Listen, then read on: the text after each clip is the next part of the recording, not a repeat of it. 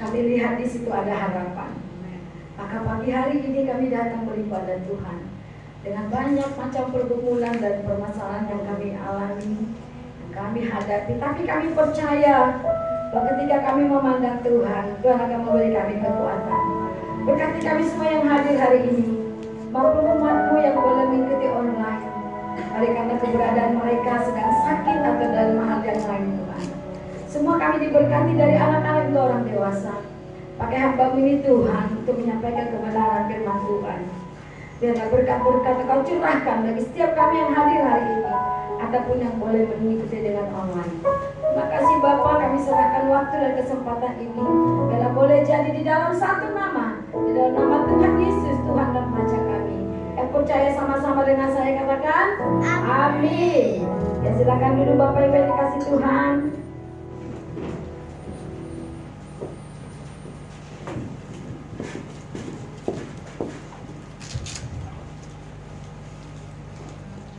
Shalom. Shalom.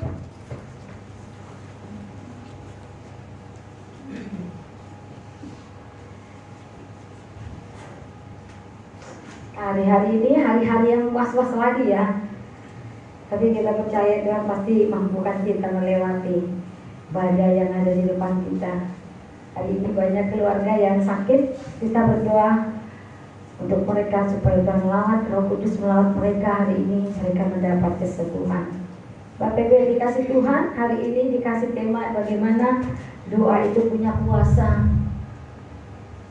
Doa orang benar itu apabila dengan benar, yakin didoakan, maka doa itu akan berkuasa. Kita mau melihat bagaimana doa itu dijawab oleh Tuhan. Seringkali kita berpikir, kenapa Tuhan tidak jawab doa saya gitu kan? Saya sudah melakukan pelayanan ini, saya sudah melakukan hal yang baik, saya nggak buat ini, saya nggak buat itu. Tapi kenapa Tuhan seperti tidak menjawab doa saya gitu? Sering sekali kita orang-orang Kristen ya mengalami hal yang seperti itu.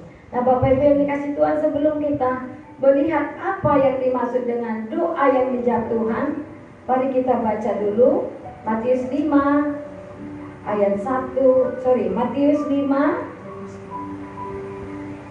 Matius 6 ya.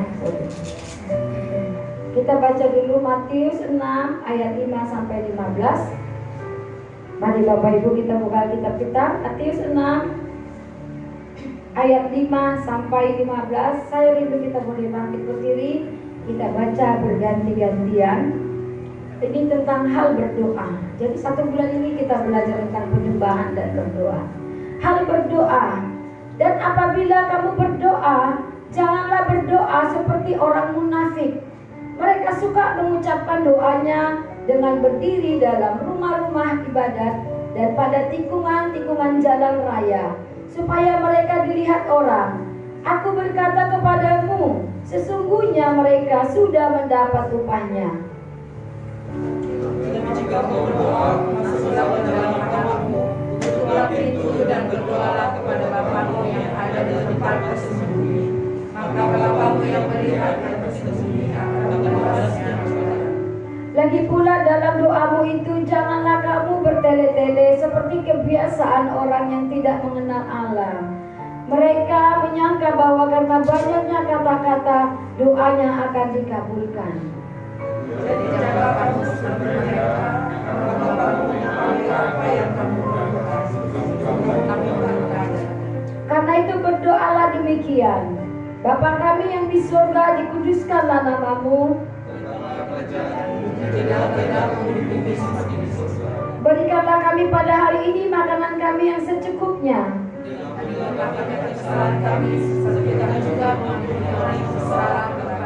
Dan janganlah membawa kami ke dalam pencobaan, tetapi lepaskanlah kami daripada yang jahat. Karena Engkaulah yang punya kerajaan dan kuasa dan kemuliaan sampai selama-lamanya. Amin.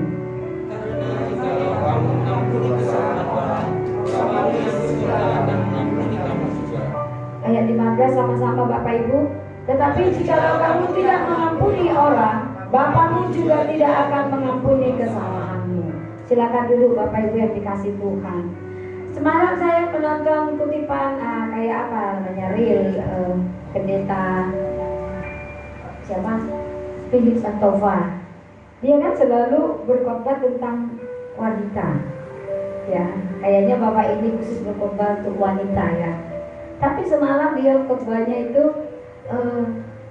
ke laki-laki.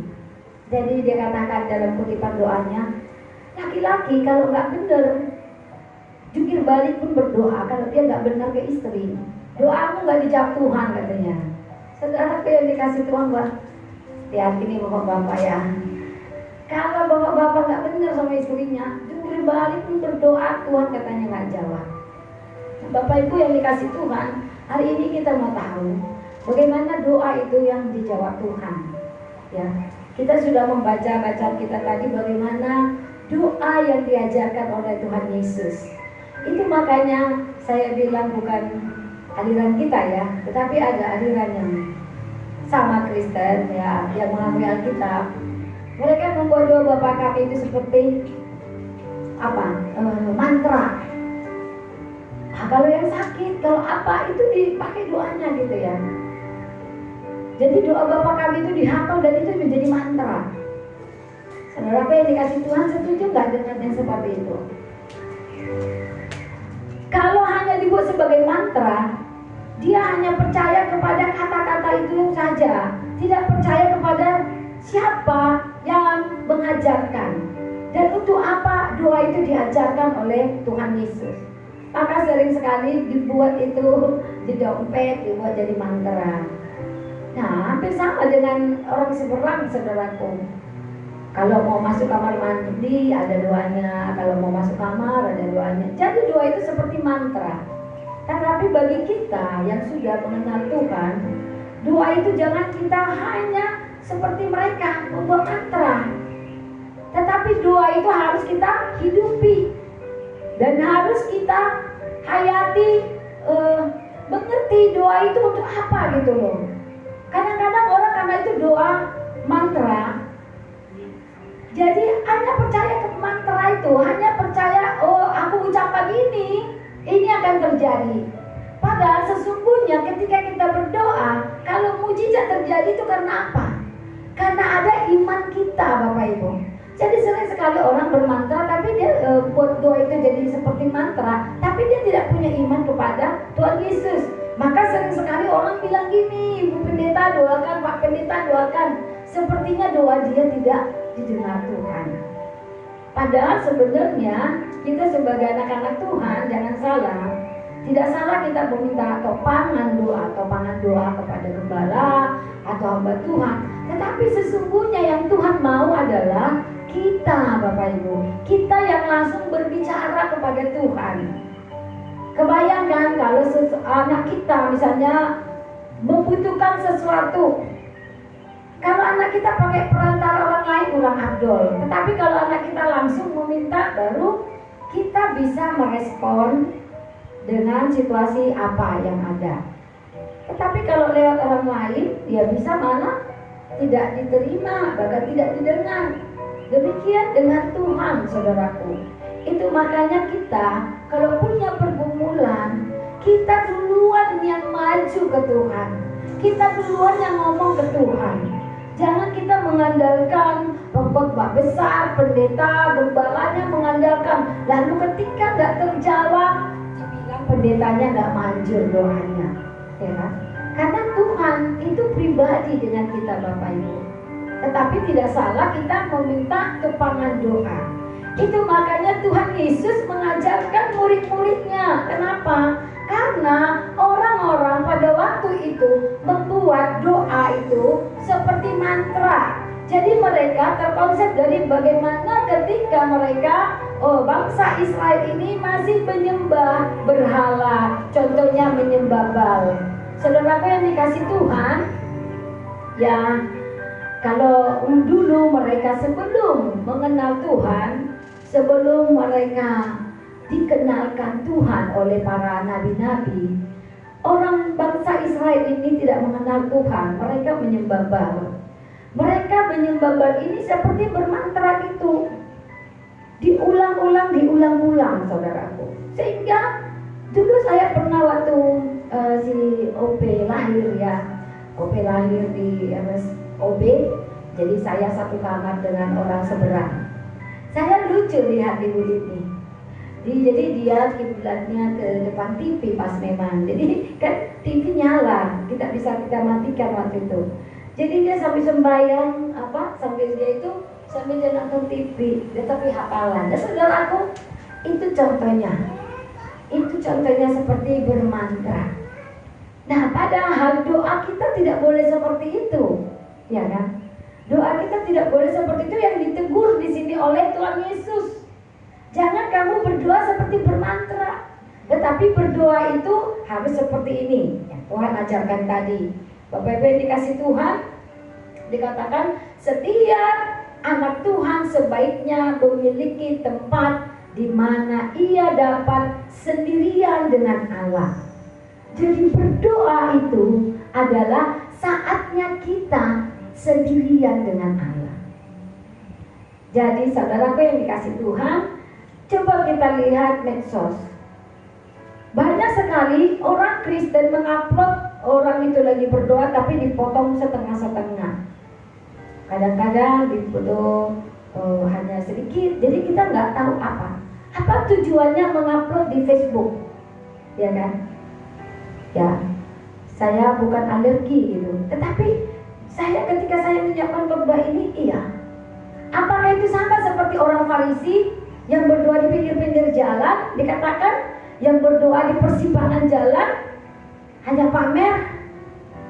Kalau secara langsung saya pikir orang bisa mengikuti ibadah, ya kan? Tetapi kalau hanya foto sedikit aja seuprit di-upload, saudaraku, mungkin dulu tidak ada Facebook, bukan mungkin ya, dulu tidak ada Facebook, sehingga orang-orang Farisi itu nanti pergi jadi pinggir jalan, komat kamit mulutnya, karena doa seperti mantra tadi. Karena mereka dari dulu sudah terkonsep bagaimana menyembah Baal. Menyembah Baal itu seperti bermantra, saudaraku. Mulutnya komat kamit mengucapkan apa doa mereka, dan itu diulang-ulang. Kalau namanya yang diulang-ulang pasti nggak diresapi, ya kan? Orang bayangin rame orang, dia berdiri di situ langsung berdoa, bermantra. Saudaraku yang dikasih Tuhan, kalau dulu orang Farisi, ahli Taurat seperti itu, dan kalau orang sekarang, kalau yang saya lihat contoh seperti itu tadi, diupload sedikit berfoto, doa diupload di Facebook. Saudaraku, bermakna nggak sih bagi kita? Saya pikir nggak ada maknanya, ya kan? Berarti orang ini cuma cuma pamer seperti kata firman Tuhan. Ya, saudaraku yang dikasih Tuhan, mari kita berhikmat untuk menggunakan medsos kita gitu. Jadi kalau hanya sedikit aja di-uploadkan dia lagi berdoa, kayaknya saya pikir nggak pas. Lebih bagus dia buat siaran langsung, dia doain orang, ya kan? Sehingga orang bisa merespon. Nah, saudaraku yang dikasih Tuhan, Tuhan Yesus sendiri berkata di sini, kita harus berdoa ke tempat yang sepi. Firman Tuhan katakan masuk ke dalam kamar, ya kan? Karena Bapamu Tuhan itu berada di tempat yang tersembunyi. Maka dikatakan di sini di awal dikatakan setiap anak Tuhan sebaiknya memiliki tempat di mana ia dapat berdiri, dapat sendirian dengan Allah. Jikalau tempat semacam itu tidak ada, maka berdoa secara tersembunyi tidak dapat dilaksanakan untuk waktu yang lama atau secara teratur. Jadi sebenarnya kalau bisa di rumah kita itu ada satu ruangan untuk bisa kita berdoa, Bapak Ibu, sehingga kita bisa punya waktu yang lama dengan Tuhan. Tetapi kita kebanyakan rumah kita tidak memungkinkan. Maka kapan yang tepat untuk kita punya waktu sendirian dengan Tuhan? Karena berdoa itu adalah prinsipnya waktu kita sendirian dengan Tuhan. Maka waktu yang tepat ketika kita mau tidur, bangun tidur, atau ketika Roh Kudus menggerakkan kita berdoa, ya, maka kita, saudaraku yang dikasih Tuhan, bisa leluasa dengan Tuhan. Jadi kita tidak sedang bermantra atau menghafal doa, saudaraku. Itu yang dimaksud Tuhan berdoa, ya. Semua orang yang menjadi anggota kerajaan Allah harus lapar dan haus akan kebenaran yang diajarkan dalam khotbah Kristus. Nah, poin yang kedua, saudaraku, tadi poin yang pertama, doa adalah waktu kita kita sendiri dengan Allah. Poin yang kedua adalah bahwa setiap orang Kristen harus rindu dan lapar ya, lapar dan haus akan kebenaran yang diajarkan dalam khotbah Kristus. Maksudnya gini, ketika kita berdoa, jangan melulu minta kepada Tuhan hanya hal-hal duniawi, hanya hal-hal pemenuhan jasmani, saudaraku. Baik ketika kita juga berbicara tentang kekristenan kepada orang, waktu kita bersaksi, saudaraku, jangan lagi berbicara tentang berkat dan berkat. Saya sekarang, saudaraku, kami pecah dalam keluarga karena keponakan saya kemarin ya. Kenapa? Saya ada kakak saya dan adik saya yang dukung dari belakang. Tetapi saya ke kakak saya dan abang saya dan kakak ipar saya itu jadi apa ya? Mereka keluar dari grup. Tapi saya bilang, mereka bilang gini, urusan dengan Tuhan itu tidak boncengan, urusan dengan Tuhan itu pribadi. Jadi saya jawab gini, saya pendeta, saya bersyukur ada di tengah-tengah keluarga kita, dan saya tahu Tuhan memilih saya untuk meluruskan kita. Kristen gak bicara hanya pemenuhan hidup. Kamu contohkan saudara kita yang menikah dengan bukan seiman, memang dia kaya, tetapi apakah Kristen hanya berbicara tentang uang? Apakah Kristen hanya berbicara tentang makmur, anaknya pintar-pintar diberkati? Iblis juga bisa memberkati, ya gak Bapak Ibu? Orang di luar Kristen sana jauh lebih kaya, coba lihat. Yang gak percaya Tuhan, bahkan yang membuang Tuhan, bisa jauh lebih kaya dari orang Kristen. Tetapi ingat saudaraku, kita menjadi orang Kristen dikatakan harus lapar dan haus akan kebenaran tentang kerajaan Allah. Jadi kalau orang Kristen hari ini masih bicara tentang berkat, mujizat, kesembuhan, saudaraku, berarti kita masih anak-anak. Maka di gereja maunya di gereja khotbah tidak seperti itu lagi. Ketika saya lihat keluarga saya seperti itu, saya sangat sedih, saudaraku. Saya sangat sedih. Kenapa? Karena orang Kristen ternyata masih banyak berpikir semua agama sama, semua agama baik. Buktinya tante kita meninggalkan Tuhan sampai sekarang tidak bercerai, mereka makmur. Saudaraku, mereka hanya lihat perkara di dunia. Tetapi saudaraku, untuk apa kita menjadi orang Kristen? Melayani, membaca firman, kalau paradigma kita tentang kerajaan Allah hanya seputar mujizat, kesembuhan, kesehatan, berkat, anak-anak pintar, sukses, hanya perkara dunia, saudaraku. Maka saudaraku yang dikasih Tuhan, hari ini kita belajar bagaimana kita harus berdoa kepada Tuhan. Ya, yang pertama tadi bahwa kita harus punya waktu sendiri dengan Tuhan. Yang kedua, kita harus punya rasa lapar dan haus tentang kebenaran kerajaan Allah. Yang pertama dikatakan berdoalah di tempat tersembunyi pada ayat 6 itu ya, dikatakan pada ayat 6. Kita baca ayat 6. Tetapi jika engkau berdoa, masuklah ke dalam kamarmu, tutuplah pintu dan berdoalah kepada Bapamu yang ada di tempat tersembunyi. Maka Bapamu yang melihat yang tersembunyi akan membalas kepadamu. Jadi Bapa yang ada di tempat tersembunyi itu yang akan membalas kita, saudaraku. Ya, jadi mari berikan waktu kita. Pada pagi hari, pada malam, pagi hari kita menyerahkan hidup kita. Ini aku Tuhan, sepanjang hari aku serahkan hidupku, langkah-langkahku ke dalam Tuhan. Pada malam hari, terima kasih Tuhan, Tuhan sertai aku satu hari ini.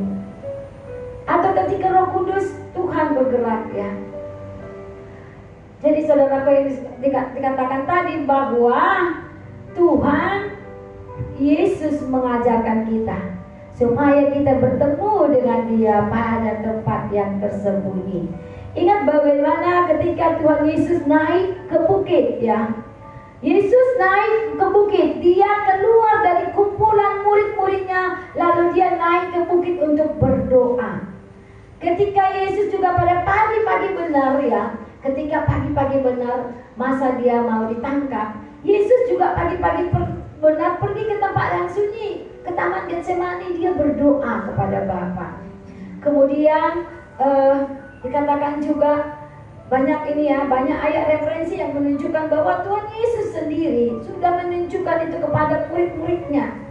Jadi saudaraku yang dikasih Tuhan, ini cukup banyak referensinya memberikan pengajaran kepada kita bahwa kita harus punya waktu sendiri dengan Tuhan. Doa yang dipanjatkan di tempat tersembunyi ini sangat penting, yaitu yang tadi dikatakan pada pagi hari, ya, pada pagi hari menyerahkan hari itu kepada Allah. Yang kedua, pada malam hari mengucap syukur atas kemurahannya. Dan yang ketiga, pada saat Roh Kudus mendorong kita untuk berdoa. Saudaraku yang dikasih Tuhan, bagaimana cara kerjanya Roh Kudus menyuruh kita berdoa, saudaraku? Ketika kita kalau ketemu orang, ada pingin mau berdoa, doakan saudaraku. Itu berarti Roh Kudus sedang mendorong kita untuk mendoakan orang itu, ya. Kadang-kadang kita ada rasa seperti ini, ya. Aku mau doakan dia, nanti aku dibilang sok-sokan. Aku mau mendoakan dia, nanti dia nggak mau kan berpikir seperti itu. Tapi ingat saudaraku, hari ini kita boleh tahu firman Tuhan. Kalau Roh Kudus mendorong kita untuk mendoakan orang itu, maka ayo kita mendoakan orang itu. Sebab dikatakan di sini, pada saat Roh Kudus mendorong kita untuk berdoa, Bapa kita berjanji untuk memberikan pahala secara terang-terangan dengan doa yang dikabulkan, dengan kehadirannya yang khusus, dan dengan kehormatan sejati untuk kekekalan. Jadi kalau ada dorongan yang kuat untuk kita mendoakan seseorang, maka percaya saudaraku bahwa di situ ada hadirat Tuhan. Jadi jangan pernah takut, aku mendoakan dia, aku ini nggak jago berdoa, aku nggak pintar. Tapi ingat, kalau ada dorongan di hati kita mau berdoa kepada seseorang, maka harus percaya bahwa di situ ada hadirat Tuhan. Amin. Saudaraku, pada ayat yang ke-9 dikatakan, karena itu berdoalah demikian. Kita lihat ayat 9, bagaimana kita harus berdoa. Karena itu berdoalah demikian, Bapa kami yang di sorga, dikuduskanlah namamu. Ya, dengan contoh doa ini Kristus menunjukkan apa saja yang harus menjadi pokok doa orang Kristen. Ada 6 permohonan doa, ya. 3 yang pertama berkaitan dengan kekudusan dan kehendak Allah. Dan 3 sisanya berkaitan dengan kebutuhan kita sehari-hari. Saudaraku yang dikasih Tuhan, doa kita harus punya kriteria yang 2 ini. Pertama, kita harus berbicara tentang kebesaran dan kekudusan Tuhan. Yang kedua, baru kita berbicara tentang kebutuhan hidup kita. Jadi jangan kita bolak-balik, duluan kita mengeluh tentang keadaan kita, baru kita agungkan Tuhan. Atau sama sekali gak ada mengagungkan Tuhan. Sama prinsipnya juga seperti kita saudaraku, untuk praise and worship, ya. Dulu saya pernah mengikuti pelatihan praise and worship. Jadi kalau kita memilih lagu itu, doa yang pertama itu sampai mau khotbah itu, kalau bisa itu adalah pengagungan Tuhan. Nah, sesudah firman baru itu pujian tentang kita, ya, tentang apa kebutuhan kita, apa keadaan kita. Itu diajarin dulu. Nah, sama seperti doa ini saudara yang dikasih Tuhan, doa Bapa kami, 3 hal itu bicara tentang kebesaran dan pengagungan Tuhan, dan 3 hal tentang kebutuhan hidup kita. Nah, dikatakan ayat 9, Bapa kami yang di surga. Doa melibatkan penyembahan kepada Bapa surgawi. Jadi doa bukan cuma kita berbicara tentang kebutuhan kita, tentang apa yang kita lakukan, tetapi dikatakan doa juga merupakan penyembahan. Maka tadi pada 3 bagian awal kita berbicara tentang kebesaran Tuhan. Yang pertama dikatakan sebagai Bapa Allah mengasihi kita, ya kan? Mempedulikan kita, ya, dengan gembira menyambut persekutuan dan keakraban dengan kita melalui Kristus, dapat menghampiri Dia pada setiap saat. Bapa kami yang di surga. Bayangin kalau kita memanggil Tuhan sebagai Bapa. Atau kita ini, kalau ada anak muda yang baik yang datang kepada kita memanggil kita Bapa, menganggap kita orang tuanya, kita rasa terhormat, ya enggak? Seperti itu juga Bapa. Kemudian kalau orang itu udah memanggil kita Bapa atau Ibu, maka orang itu pasti dekat dengan kita, akrab dengan kita. Demikian Tuhan, saudaraku. Maka yang pertama diajarkan Tuhan Yesus bahwa kita dalam berdoa itu harus akrab, dan Tuhan akan menyambut kita dengan gembira. Yang kedua, Allah sebagai Bapa tidak berarti bahwa Dia seperti Bapa manusiawi yang membiarkan anak-anaknya berbuat salah atau tidak mendisiplinkan. Ini saya lihat di keluarga saya yang kejadian ini, keponakan saya yang dibiarkan meninggalkan Tuhan. Saudaraku, kami pecah, bukan karena perkara yang lain, tetapi karena perkara anak ini dibiarkan meninggalkan Tuhan dan kami tidak dikasih kesempatan untuk melayani. Saudaraku, ini kasih Bapa duniawi, membiarkan anaknya meninggalkan Tuhan, tidak mendisiplinkan. Mendisiplinkan ini termasuk juga menghukum. Maka gereja, saudaraku, ketika orang tua membiarkan anaknya meninggalkan Tuhan, gereja membuat pendisiplinan. Gereja melakukan apa yang dilakukan oleh Tuhan. Saudaraku yang dikasih Tuhan, firman Tuhan katakan, orang yang kukasihi, kutegur, kuhajar dan kutegur. Bapa yang mengasihi kita, Dia akan menegur. Saudaraku, kita bukan Bapa duniawi. Kita, Bapa Yesus adalah Bapa surgawi, Bapa yang siap sedia menegur kita. Saudaraku yang dikasih Tuhan, kalau hari ini kita berbuat salah, berbuat dosa, Tuhan menegur kita, itu artinya Tuhan masih memperhatikan kita. Maka selama 2 bulan ini saya sangat bergumul, saudaraku, untuk ponakan saya ini, tapi akhirnya tetap pergi, ya, karena kami tidak dikasih kesempatan sama sekali. Saudaraku yang dikasih Tuhan, ini orang Kristen bukan punya hati Bapa surgawi, tetapi hati Bapa duniawi. Saudaraku yang dikasih Tuhan, siapapun kita yang dengarkan firman Tuhan ini, jadikan kita orang tua yang punya hati Bapa surgawi, amin. Siap menegur anak kita, mendisiplinkan anak kita, terlebih ketika mereka meninggalkan Tuhan. Jadi Bapa kita, Tuhan Yesus, Dia adalah Bapa surgawi yang Dia siap menegur kita kalau kita berbuat dosa, saudaraku. Allah tidak akan membiarkan dosa sekalipun di dalam diri mereka yang menyebutnya Bapa. Namanya harus dikuduskan. Jadi kakak saya ini menyebut Bapa kepada Tuhan Yesus, tetapi dia sendiri tidak punya hati Bapa kepada anaknya. Kalau orang Kristen yang punya hati Bapa, maka dia pun kepada anaknya sama perlakuannya seperti Tuhan Yesus kepada umat. Dia tidak akan membiarkan anaknya disentuh oleh dosa. Dia tidak akan biarkan anaknya pergi meninggalkan Tuhan. Orang Kristen hari ini masih banyak yang seperti itu. Oleh karena apa, saudaraku? Pemikirannya tentang agama hanya seputar hal duniawi. Padahal kita, saudaraku yang dikasih Tuhan, kalau kita melabel diri kita orang Kristen, maka kita harus punya pemikiran hal-hal surgawi, hal-hal kekekalan, saudaraku. Yang ketiga, sebagai Bapa surgawi, Ia dapat memberikan berkat dan juga dapat menghukum, menahan, atau memberi bertindak dengan adil atau dengan murah hati. Saudaraku, Allah kita adalah Allah yang setia dan adil.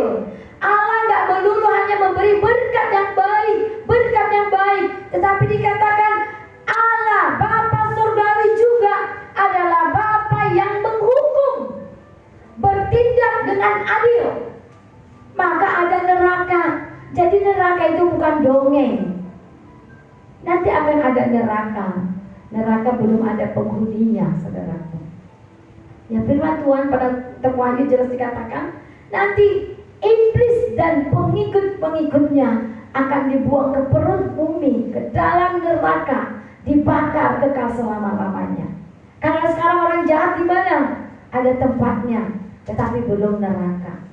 Orang yang mengenal Tuhan, orang beriman, ada tempatnya, tetapi belum surga. Maka waktu Yohanes melihat penglihatan bahwa dari atas akan turun surga, di surga itu masih hanya Bapa surgawi, belum ada manusia di sana, Bapak Ibu. Maka kalau kita mengucapkan kepada orang meninggal, kita katakan selamat jalan ke surga, belum ke surga dia ya. Lebih bagus kita buat turut berduka cita. Saudaraku yang dikasih Tuhan, itu untuk Bapa kami yang di surga, ya. Bahwa kita dalam berdoa harus punya prinsip seperti itu tadi. Jangan kita berpikir Bapa itu hanya yang baik-baik aja, ya kan? Kalau kita lagi dihukum, kita bilang itu bukan dari Bapa. Tetapi ingat, Bapa juga menghukum loh. Bapa juga menghukum. Lalu pada doa ayat yang 9 masih, dikuduskanlah namamu. Hal yang paling perlu diperhatikan di dalam doa dan kehidupan kita adalah pengudusan nama Allah, saudaraku. Adalah hal yang sangat penting bahwa Allah sendiri dihormati, dimuliakan dan ditinggikan. Di dalam doa dan kehidupan sehari-hari kita harus sangat memperhatikan nama baik Allah, gerejanya, Injilnya dan kerajaannya. Melakukan sesuatu yang mencemarkan nama Tuhan merupakan dosa yang sangat hebat sehingga mempermalukan Allah. Jadi saudaraku, bagaimana orang yang tidak menguduskan Allah? Adalah orang yang bertindak tidak sesuai dengan firman Tuhan. Dia pergi keluar berstatus orang Kristen, tetapi maaf, dia berselingkuh, dia berzina, dia kawin tidak diberkat gereja. Banyak ya. Saudaraku yang dikasih Tuhan, ini adalah orang yang mencemarkan kekudusan nama Allah. Maka saudaraku, bagaimana kita harus bertindak? Kita harus meninggalkan dosa-dosa itu. Terlebih saudaraku dalam hal pernikahan, ya. Karena banyak orang Kristen sekarang berpikir seperti yang saya bilang tadi, saudara saya bilang, karena ada kakaknya, adiknya menikah seperti itu aja, sudah menikah di mualafkan, habis itu nanti beberapa tahun dia pergi ke gereja, suaminya kemana, anaknya kemana, lalu mereka bilang dia tetap Kristen. Saudara aku yang dikasih Tuhan, kalau dia sudah menyangkal Tuhan Yesus dan dia tetap bersekutu, dia tetap tinggal dengan laki-laki yang bukan beriman kepada Tuhan Yesus, itu apa namanya? Itu tetap namanya berzina, saudaraku. Itulah orang yang tidak menguduskan kekudusannya Tuhan, saudaraku. Maka banyak orang Kristen seperti itu saat ini, hanya melihat ada kok rumah tangganya. Saudaraku yang dikasih Tuhan, saya lihat bagaimana Lydia Kando, ya kan? Tapi puji Tuhan ya, terakhir dia berpisah karena dia menyadari kebenaran firman Tuhan. Dia meninggalkan pasangannya karena dia tidak bisa seiman dengan pasangannya. Pasti orang yang bertobat, pasti Tuhan terima.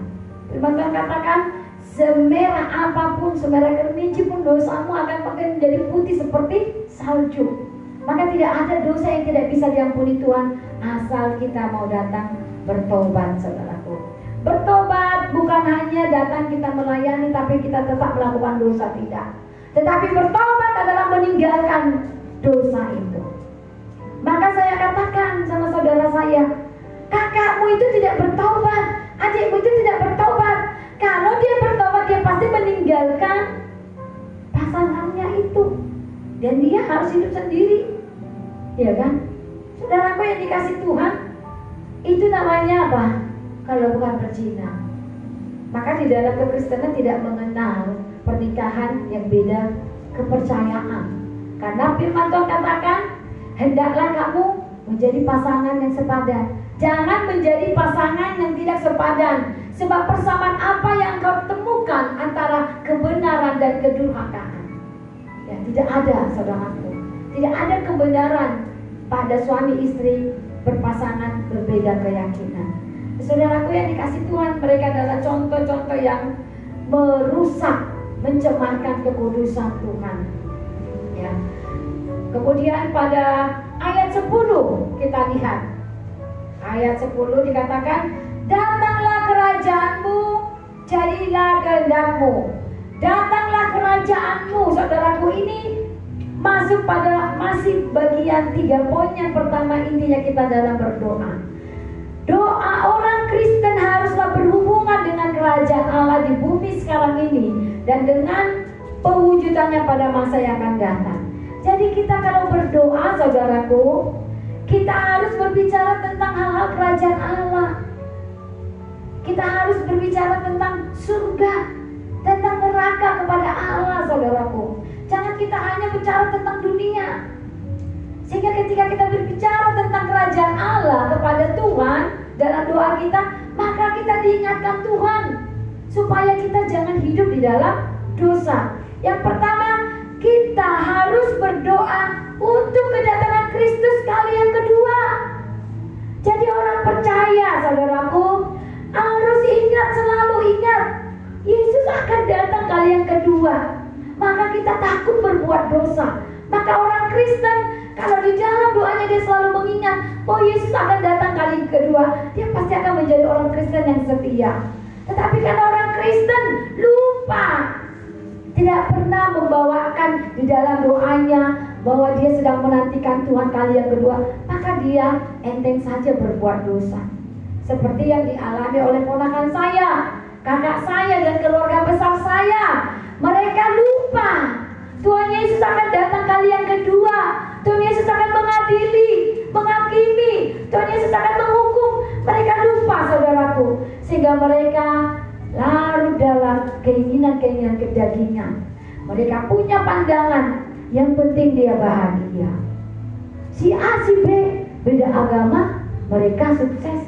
Saudaraku, mereka meniru contoh yang tidak benar. Karena apa? Mereka lupa bahwa Tuhan Yesus datang kali yang kedua. Yang kedua apa yang harus kita lakukan dalam doa kita? Kita harus berdoa untuk kehadiran dan manifestasi rohani dan kerajaan Allah. Saudaraku, rindukan di dalam doa kita jangan monoton. Kita berdoa hanya kebutuhan-kebutuhan kita, tetapi minta kepada Tuhan ada manifestasi roh Allah. Kita yang belum pernah dilawat Roh Kudus mungkin merasa aku belum pernah dilawat Roh, atau rindu punya bahasa Roh, punya karunia, maka dikatakan dalam doa, saudaraku, mari rindukan, minta kepada Tuhan supaya terjadi manifestasi Roh Allah dalam hidup kita. Tidak ada yang mustahil bagi Tuhan. Maka segala sesuatu itu kita minta kepada Tuhan, ya. Ada buah-buah roh itu kita minta kepada Tuhan. Ada karunia-karunia yang Tuhan berikan tersedia. Sampai selama kita hidup, saudaraku, itu bisa kita minta kepada Tuhan. Kalau kita sudah mati nggak mungkin lagi, ya kan. Karunia-karunia itu diberikan kepada kita selama kita hidup. Karunia-karunia itu diberikan untuk apa? Yang pertama untuk membangun diri kita dulu. Membangun diri kita, kemudian membangun orang lain, saudaraku. Kita nggak tahu di antara kita bisa Tuhan kasih karunia menyembuhkan, ya kan? Karunia bernubuat. Maka dalam doa kita boleh meminta manifestasi rohani kerajaan Allah, ya. Kemudian jadilah kehendak-Mu. Jadilah kehendak-Mu. Berdoa seperti ini berarti bahwa kita sungguh-sungguh menginginkan kehendak dan maksud Allah, ya, terwujud dalam kehidupan kita dan keluarga kita sesuai dengan rencananya yang abadi. Jadi jangan kita kehendak kita terus. Gak pernah kita ngomong ke Tuhan, jadilah kehendak-Mu Tuhan. Setiap kita pasti punya cita-cita, punya kerinduan, keinginan yang kita sampaikan kepada Tuhan. Amin.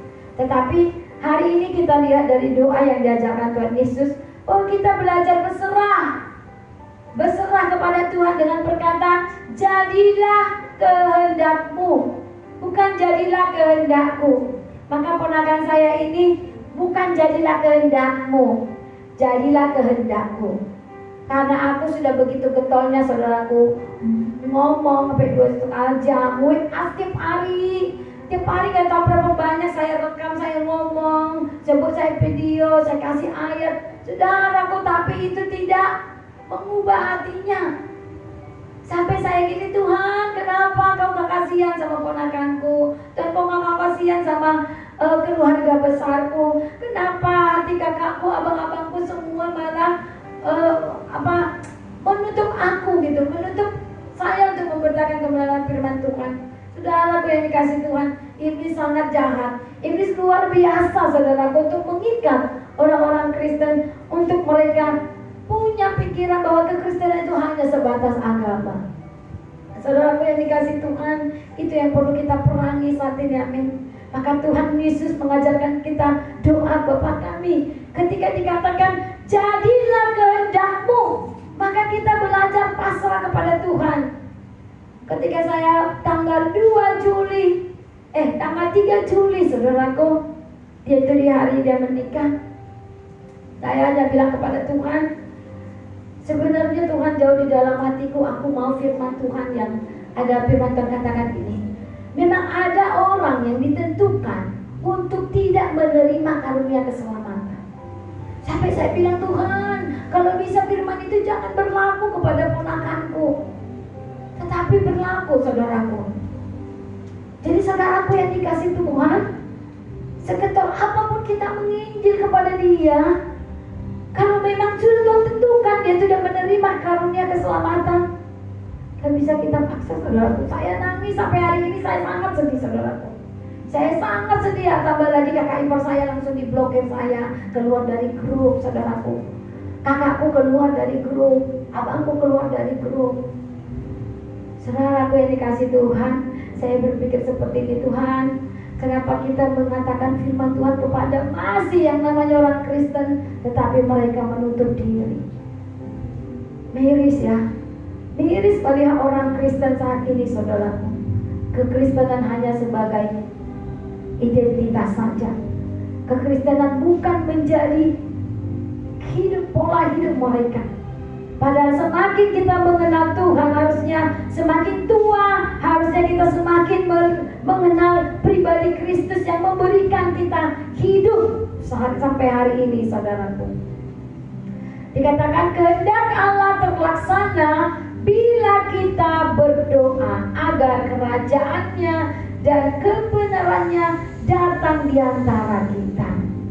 Jadi kalau aku berdoa, kalau kita berdoa agar kerajaan dan kebenaran Allah itu ada di tengah-tengah keluarga kita, maka saudaraku yang dikasih Tuhan, mari kita mengundang kerajaan Allah dan kebenaran Allah setiap hari dalam doa kita, supaya itu hadir di dalam keluarga kita. Nah, ini yang poin yang kedua, bahwa dalam doa tadi dikatakan 3 poin pertama berbicara tentang kekudusan, pengagungan Bapa. Dan 3 poin yang kedua itu berbicara tentang kebutuhan hidup kita. Ya. Pada ayat yang 11 dikatakan, berikanlah kami pada hari ini makanan kami yang secukupnya. Ya. Doa juga harus berisi permohonan tentang kebutuhan pokok sehari-hari. Jadi saudaraku yang dikasih Tuhan, kalau kita bisa memenuhi kebutuhan kita, kalau sekarang ini di antara kita karirnya maju sehingga mendapat berkat, Tuhan ingat, saudaraku, itu semua dari Tuhan.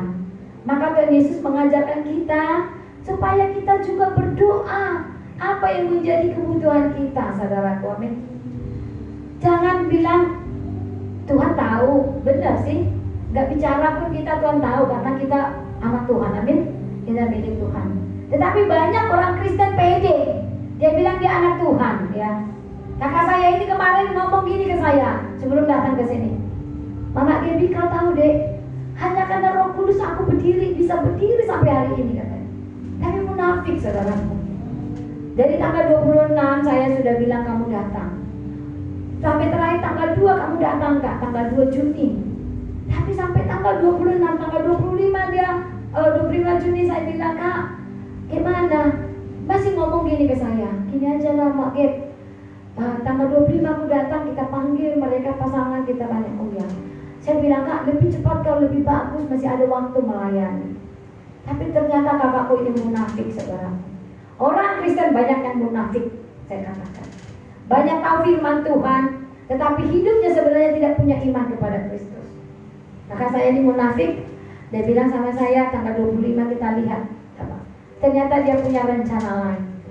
Karena benar anaknya itu tanggal 3 Juli sudah harus menikah. Tanggal 27 kami ketemu, dia hanya datang ngomong temenin dia untuk menikahkan anaknya. Mana kita mau? Dan abang saya langsung mengkantor, kami gak boleh ngomong. Saudaraku, ini orang Kristen banyak yang munafik.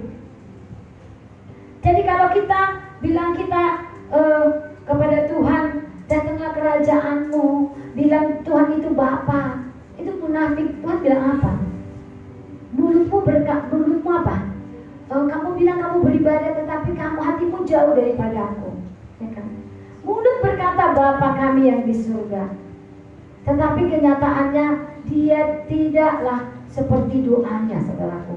Maka kita, saudaraku yang dikasih Tuhan, apapun yang menjadi kebutuhan hidup kita, katakan kepada Tuhan dengan sepenuh hati, saudaraku. Bukan kita munafik, ya kan? Bukan kita berbicara semua ini aku dapat ini karena aku rajin, karena aku hebat, lalu kita enggak menyerahkan kepada Tuhan. Salah. Apapun yang menjadi kebutuhan kita dan apapun yang kita dapatkan, kita sukses. Ingat saudaraku, kesuksesan kita itu karena campur tangan Tuhan. Amin. Jangan orang Kristen bilang karena kerja kerasnya. Semua yang namanya orang Kristen, ingat saudaraku, satu iota pun yang kau miliki hari ini itu adalah campur tangan Tuhan. Tidak ada yang bisa memungkiri itu, kecuali kalau kita ini bukan orang Kristen. Maka saya katakan sama saudara saya katakan, kalau kalian masih Kristen, saya tidak akan pernah tutup mulut memberitakan kabar baik. Tetapi kalau kalian bukan orang Kristen, maka saya akan tutup mulut. Saudaraku, ingat, apapun yang kita miliki hari ini, baik harta, baik jabatan, baik anak, baik istri, ingat, itu semua campur tangan Tuhan. Amin. Jadi tidak bisa kita menyombongkan diri, bahkan tidak bisa kita putus asa sehingga kita mencari kepercayaan yang lain. Wah, ini gak laku dagangan, maka pergi mencari dukun, pelaris. Itu berarti bukan orang Kristen. Jadi saudaraku yang dikasih Tuhan, ingat, Tuhan Yesus mengingatkan kita bahwa apapun yang menjadi kebutuhan kita, menjadi kebutuhan pokok sehari-hari kita, belajar berbicara kepada Tuhan. Dan dikatakan, berikanlah kami setiap hari makanan kami yang secukupnya. Saudaraku, sederhana ya doanya ya. Sederhana, kebutuhan pokok sehari-hari dan makanan kami yang secukupnya. Ini mengajarkan kita tidak serakah, saudaraku. Kalau orang Kristen tidak serakah, orang Kristen belajar mencukupkan diri. Ingat, ketika disitulah Tuhan akan memberi kelimpahan. Waktu kita tidak memikirkan hal yang besar yang harus kita capai, tanpa kita sadari Tuhan menyediakan yang besar bagi kita. Amin. Tetapi kalau kita hanya memikirkan yang besar mau kita capai, ketika gak tercapai kita jadi depresi. Maka anak-anak Tuhan belajar berpikir yang sederhana untuk kebutuhan hidup kita, saudaraku. Tidak salah punya cita-cita yang besar, yang tinggi, tidak salah. Tetapi kalau dikatakan di sini ini dalam hal kebutuhan sehari-hari ya, kita jangan terlalu ngoyo kepada Tuhan. Karena belajar mencukupkan diri. Ingat saudaraku, ada itu kemarin dikumpulin hamba-hamba Tuhan di dunia ini yang kaya-kaya. Ada kalau pergi mau KKR dia naik jet yang harganya berapa M, ada yang main Alphard, ada yang jamnya Rolex, semua pokoknya luar biasa. Saudaraku, ingat bagaimana Tuhan Yesus. Apakah Tuhan Yesus menunjukkan kemewahan ketika dia dalam pelayanan? Gak ada, saudaraku. Apakah Tuhan Yesus hanya kumpul dengan orang-orang kaya? Enggak, saudaraku. Yesus kumpul dengan siapa? Memang ada orang kaya. Zakheus orang pendek itu orang kaya, saudaraku. Pemungut cukai yang dibenci orang karena dia banyak memeras. Yesus mau gak ke rumahnya? Mau bermalam dan makan. Yesus juga bergaul dengan orang kaya, orang berdosa. Tetapi yang lebih banyak bergaul dengan Yesus siapa? Orang-orang miskin, kerja-kerja serabutan. Maka murid-murid Tuhan Yesus kebanyakan dari kalangan mereka. Tetapi apa yang kita lihat saat ini, saudaraku? Banyak hamba Tuhan tidak lagi melihat orang-orang miskin. Banyak hamba Tuhan yang harus dikawal. Ketika ekonomi uang meningkat, maka pola pelayanan juga berbeda. Saudaraku yang dikasih Tuhan, Tuhan Yesus mengajarkan kita untuk mencukupkan diri kita. Saya pikir hamba Tuhan tidak perlu harus mobil yang mewah, ya kan? Karena kalau mobil mewah nggak mungkin lagi datang melayani ke tempat-tempat yang becek-becek. Dia akan berpikir, aduh sayang mobilnya, nggak mungkin nanti Albert bawa orang dari Ruli, ya kan?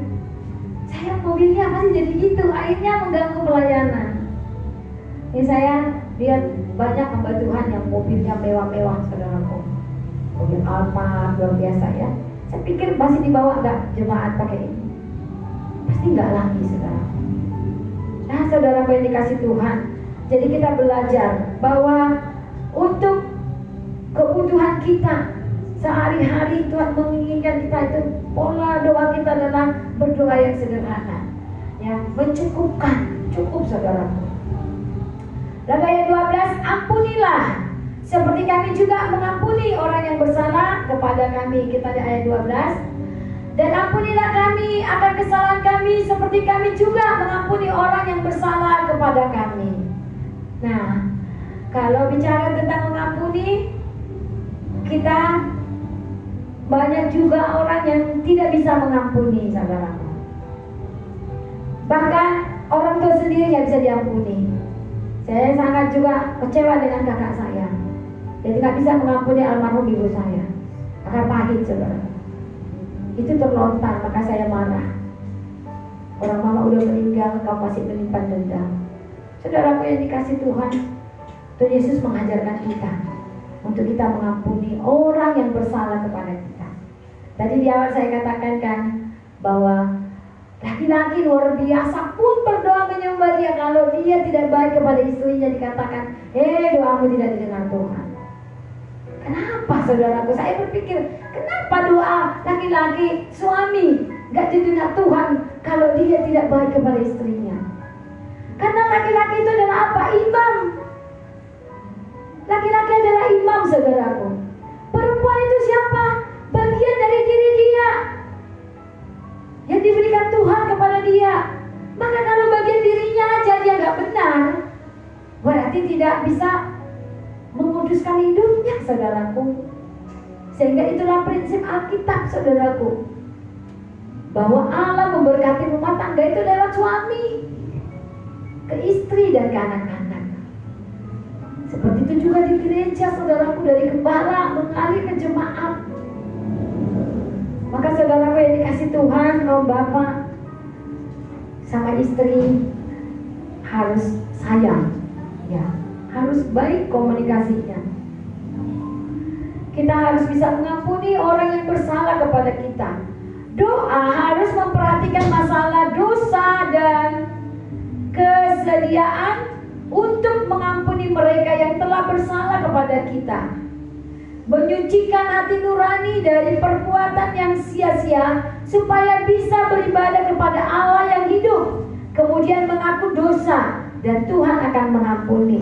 Jadi prinsipnya di sini bahwa kita mengampuni dulu orang yang bersalah kepada kita, baru Tuhan akan mengampuni kita.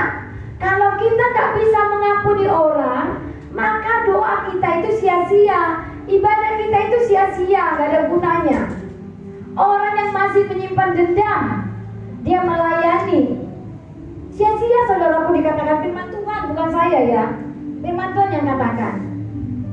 Bayangin, kalau seorang laki-laki meninggalkan istri berselingkuh, dia melayani, dia keberkan firman, dia melayani di mana-mana, tetapi istri sahnya masih memendam akar pahit mungkin, dan dia masih mengendam akar pahit. Saudaraku, sesuai dengan firman Tuhan dikatakan apa? Tuhan tidak mengampuni. Maka apa satu-satunya caranya Tuhan mengampuni dosa sebesar apapun adalah bertobat dan tinggalkan dosa. Maka suami-suami yang berselingkuh saat ini di Batam ini banyak sekali ya. kumpul kebo banyak. Sepanjang kita buka pelayanan saudaraku, saya bertemu dengan banyak. Ini PR kita. Tapi saat ini agak terganjal saya pergi ke rumah-rumah mereka saudaraku. Jadi anak murid kita ini ada 60-an, hampir 80 hidup seperti itu saudaraku. Pernikahan yang kacau, suami ditinggal, istri tinggal, begitu kumpul di sini tidak ada ikatan. Saudaraku yang dikasih Tuhan, kalau kembali kepada firman Tuhan, apa yang harus dilakukan adalah mereka kembali ke pasangannya. Tetapi kata orang, nggak mungkin, anak-anaknya udah besar-besar. Itu yang terjadi saat ini banyak. Orang apa? Orang Kristen saudaraku. Orang Kristen. Saudaraku yang dikasih Tuhan, apakah mereka diampuni Tuhan? Walaupun datang mereka berkhotbah di sini, melayani di sini, saudaraku, firman Tuhan tegas di sini ya. Kalau dia nggak mengampuni, Tuhan nggak mengampuni. Artinya apa? Supaya Tuhan mengampuni apa? Bertobat, tinggalkan dosa. Gak ada kata yang lain saudaraku. Tuhan gak bisa disogok dengan penyembahan yang luar biasa. Tuhan gak bisa disogok dengan khotbah, melayani jadi misionaris, jadi apa luar biasa ke pulau-pulau kemana. Gak bisa disogok saudaraku kalau masih tetap dalam dosa. Maka saya katakan sama kakak ipar saya, sampai gimana pun dia ke gereja yang besar gampang di Jakarta, hari-hari upload di Facebook, kalau dia tidak meninggalkan, itu dia tetap berzina. Saudaraku, gak ada yang bisa mematahkan firman Tuhan. Hanya satu yang perlu kita tahu sebagai orang Kristen, Tuhan bisa mengampuni apapun dosa kita dengan cara apa? Bertobat dan tinggalkan. Ya. Kemudian dikatakan di sini, ya Tuhan tadi dikatakan kita harus menyucikan hati kita, ya, dari perbuatan-perbuatan yang sia-sia. Lalu kita datang beribadah kepada Tuhan Allah yang hidup. Kita mengaku dosa kita dan Tuhan akan mengampuni. Jadi ada stepnya saudaraku. Pertama menyucikan hati, kemudian tinggalkan perbuatan yang sia-sia tadi. Dosa yang itu, dosa percabulan mungkin kebanyakan yang terjadi saat ini ya. Kemudian datang beribadah kepada Tuhan, mengaku dosa, baru Tuhan mengampuni. Yang ada orang Kristen apa? Sembunyi di gereja-gereja yang besar. Datang ke gereja beribadah, tidak mengaku dan tidak meninggalkan, tetapi percaya diri Tuhan sudah mengampuni. Ketika dengar khotbah yang seperti ini, nanti bilang menghakimi. Saudaraku, pendeta gereja gembala tidaklah tugas kita menghakimi, tetapi kita tugasnya mengajar dan memberitakan kebenaran. Maka kalau firman Tuhan itu keras, banyak orang gak suka, termasuk keluarga saya kemarin. Karena keras ya. Karena saya katakan pada kitab Ulangan dikatakan ayah dan ibu, orang tua, jangan engkau mengambil istri untuk anak-anakmu dari orang yang tidak mengenal Tuhan. Jangan engkau membiarkan anakmu perempuan dinikahi orang yang tidak mengenal Tuhan. Karena apa yang akan terjadi? Mereka akan membawa anak-anakmu menyembah Allah lain. Dan apa yang terjadi kepada orang tua yang seperti itu adalah murka Allah. Saat itu juga engkau di bawah hukuman. Jadi Tuhan akan memunahkan, dikatakan. Saudaraku, orang gak takut firman. Orang gak takut. Nah, dan saudaraku yang dikasih Tuhan, kita harus ingat bahwa orang Kristen, berapapun dosanya, Tuhan sanggup hapus asal kita meninggalkan dan bertobat ya. Yang terakhir saudaraku, lepaskanlah kami daripadanya yang jahat. Kita lihat ayat ke-13. Dan janganlah membawa kami ke dalam pencobaan, tetapi lepaskanlah kami daripada yang jahat. Ini kita berserah kepada Tuhan. Semua orang yang percaya merupakan sasaran khusus dari permusuhan iblis, yang maksudnya adalah jahat. Jadi kalau orang yang suka dugem, enggak itu lagi sasarannya iblis. Tetapi bapak-bapak yang rajin ke gereja, yang rajin komsel, yang rajin baca firman, ya itulah sasarannya iblis. Saudaraku yang dikasih Tuhan, iblis selalu niatnya jahat. Orang Kristen bilang kemarin sama ponakan saya, sebenarnya memang dia menjadi mualaf karena memang di diri dia tidak ada Yesus, saudaraku. Dia Kristen, tetapi dia tidak tahu tentang Kristen, tentang Kristus. Kalau di diri dia ada Yesus, maka dia dipotong lehernya, dia tidak akan meninggalkan Yesus. Jadi saudaraku, orang Kristen yang meninggalkan Yesus itu adalah karena di diri dia tidak ada Yesus. Nah, ketika kita di diri kita ada Yesus, maka kita adalah sasarannya iblis. Sasarannya iblis, maka terjadilah konflik di dalam rumah tangga, saudaraku. Tetapi hari ini kita lihat firman Tuhan di sini, lepaskanlah kami daripada yang jahat. Maka ada kuasa Roh Kudus Tuhan, ya. Oleh karena itu kita sekali-kali tidak boleh lupa untuk berdoa agar kita dibebaskan dari kuasa dan rencana jahat iblis. Maka kita orang Kristen jangan lupa berdoa supaya kita dilepaskan Tuhan dari tipu muslihat iblis, karena kita lah sasarannya. Bukan orang Kristen yang suam-suam kuku, saudaraku. Kita lah sasarannya iblis. Maka jangan sampai nanti, wah, waktu pemuda dia singer WL, tiba-tiba dia udah menikah meninggalkan Tuhan. Jangan ya. Wah, dulu pemuda dia jago musik, tiba-tiba dia menikah pergi ke seberang. Jangan, anak muda. Ingat, di dalam diri kita harus ada Kristus, supaya apapun yang ada di depan, Tuhan selalu mengingatkan kita betapa Tuhan membuat kita ini, hidup kita ini berarti. Amin. Saudaraku yang dikasih Tuhan, ingat berdoa. Dikatakan ingat berdoa.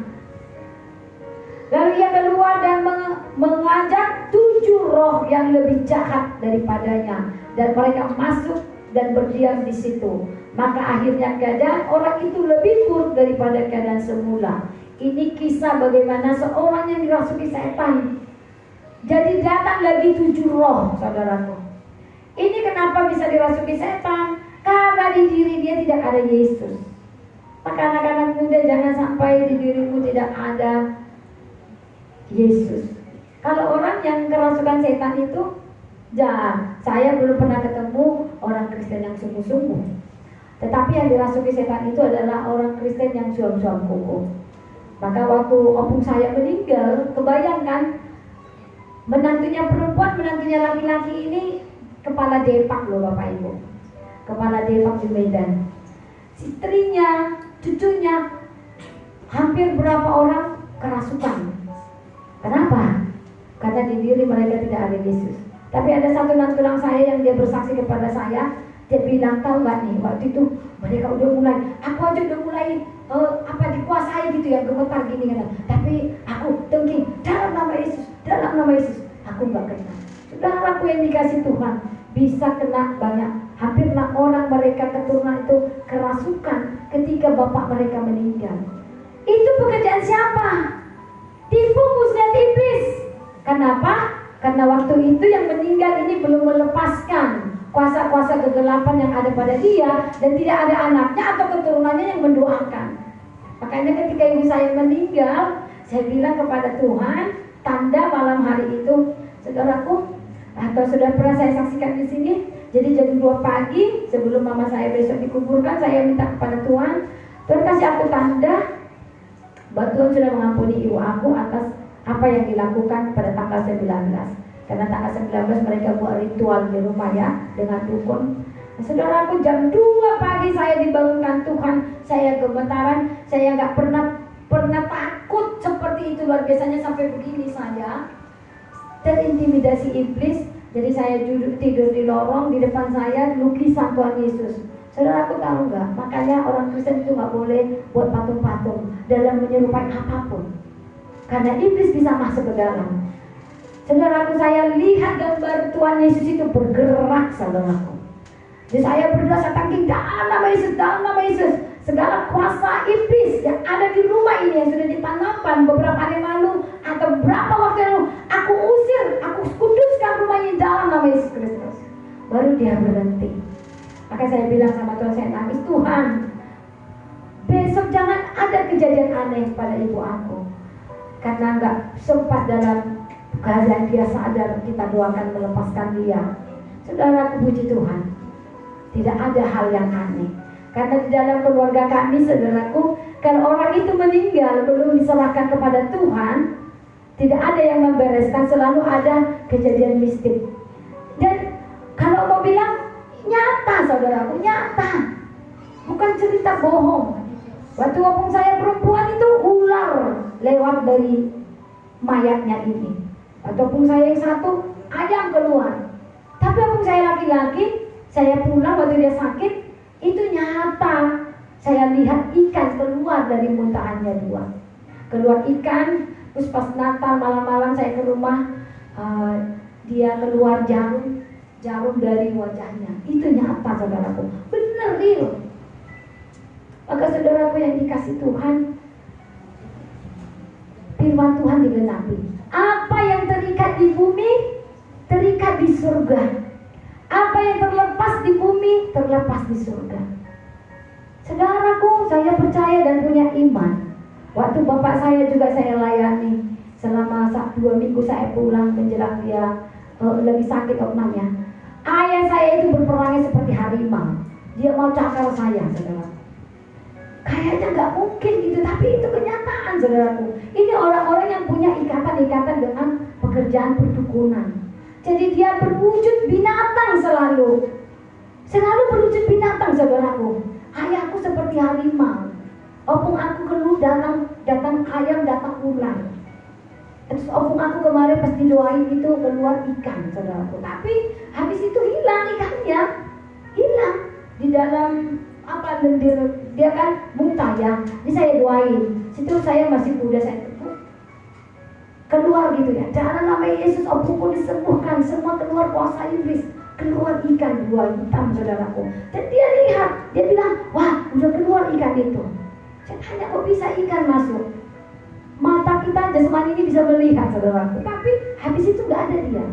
Itulah tipu muslihat iblis.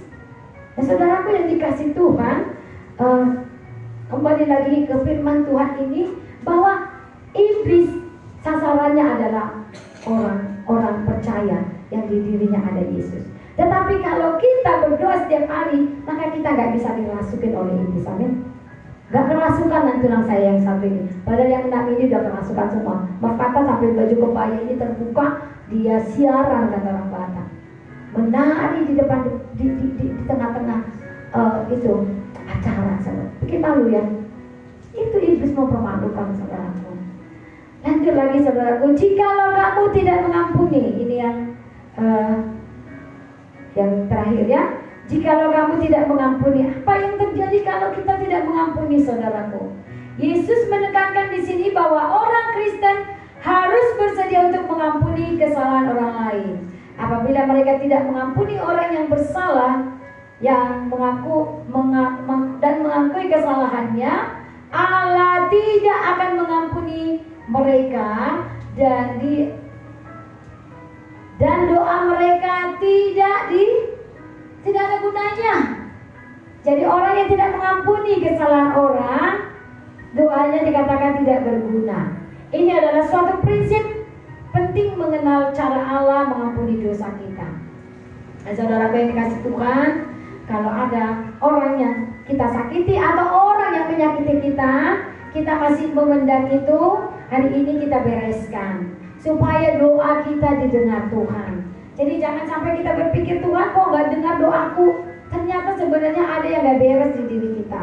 Kita gak mengampuni pasangan kita gak mengampuni masa lalu kita mengampuni orang tua. Seperti kata saya tadi, saudaraku, dia gak mengampuni orang tua kami, padahal orang tua kami udah kembali kepada Tuhan. Nah, saudaraku yang dikasih Tuhan, ini adalah suatu prinsip penting mengenai cara Allah mengampuni dosa. Jadi kalau kita mengampuni orang yang bersalah kepada kita, prinsipnya adalah Tuhan pasti mengampuni kita. Kalau kita mau diampuni Tuhan, prinsipnya adalah kita harus mengampuni orang yang bersalah kepada kita. Tidak ada alasan, oh dia jahat sekali kepada saya, dia sudah membuat masa depan saya hancur, atau bla bla bla.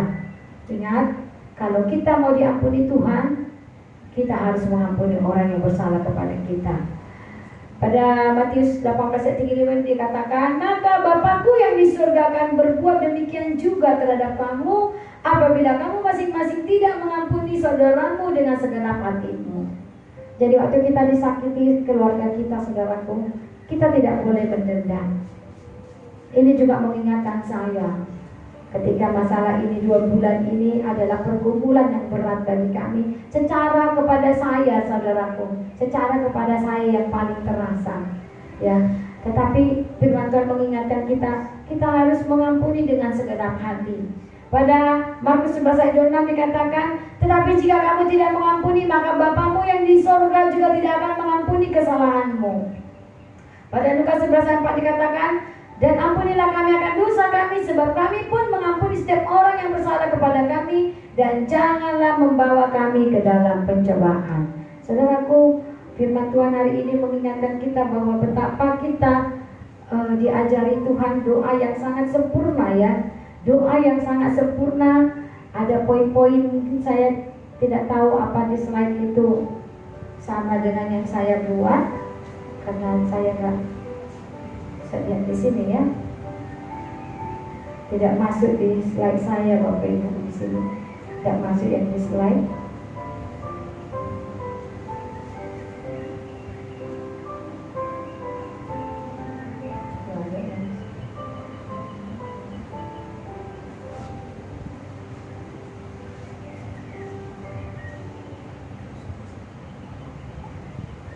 Ya, coba kita lihat slide-nya sebentar, Bapak Ibu.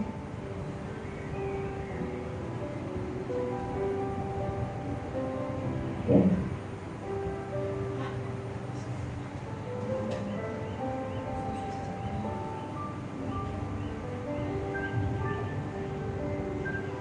Nah, kita lihat slide yang ketiga, doa orang benar bila dengan yakin didoakan sangat besar kuasanya. Ini tadi sudah kita bahas, ya. Ada poinnya juga 3 di sini. Beberapa petunjuk dan etika dalam berdoa adalah, yang pertama adalah tidak munafik, ya. Kita nggak boleh munafik seperti yang dibiasakan oleh ahli-ahli Taurat atau orang-orang Farisi, saudaraku. Tetapi Tuhan mengajarkan kita supaya kita berdoa masuk ke dalam kamar kita. Lihat slide yang ke-6. Contoh kemunafikan dalam ayat ini adalah berdoa ingin dilihat orang dan ingin mendapatkan pujian dari orang lain. Oleh sebab itu mereka berdoa di tempat umum yang mudah dilihat orang. Doa yang seperti ini tidak ada upahnya, saudaraku. Ya, kalau kita bisa berdoa, ya jangan kita berdoa harus dilihat orang. Yang kedua, doanya tidak bertele-tele, ya. Doa yang tidak bertele-tele ini menunjukkan di sini Bapa di surga tidak membutuhkan banyak kata-kata yang tidak bermakna. Tuhan lebih suka komunikasi batin yang dalam, tapi ini terjadi komunikasi 2 arah. Jadi doa yang bertele-tele itu adalah seperti mantra-mantra tadi, Bapak Ibu. Doa yang tidak dihidupin, hanya dihafal. Jadi jangan kita berdoa hafalan gitu, tetapi harus diimani doa kita. Kemudian tidak meragukan Tuhan, ya. Sudah berdoa tapi tetap ragu kepada kuasa doa kita. Kita berdoa karena sadar bahwa kita sudah tidak sanggup lagi untuk mengatasi masalah yang kita hadapi. Kita berdoa dari Tuhan yang menolong kita.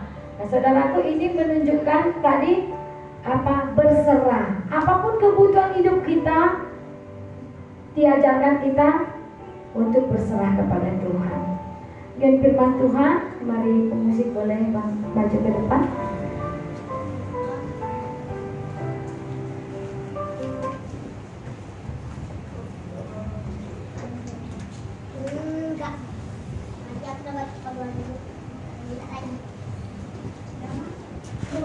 Dimana ada mujizat sangat